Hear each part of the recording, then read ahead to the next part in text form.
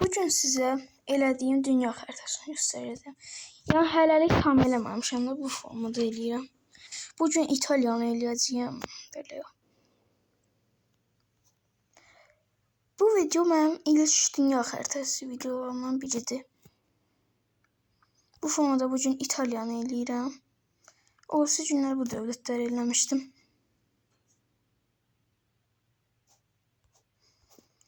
Avropanı eləyib qurtardıqdan sonra sizə bir dənə də video atacağım dostlar.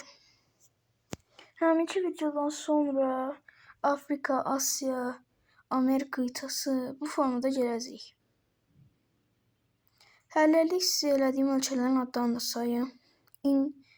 İngiltərə, ya dil aşqanlığı olaraq biz İngiltərə deyirik, amma Britaniya, İrlanda, Fransa, orada Andorra var, Monaco, İtalya, Vatikan, San Marino, İsveçrə, Liechtenstein, Avusturya, Almanya, Belçika, Lüksemburg, Hollandiya, Danimarka, Polonya,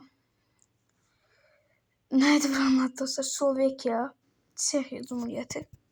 Hələ bu ölkələri eləmişəm. Sağ olun dostlar.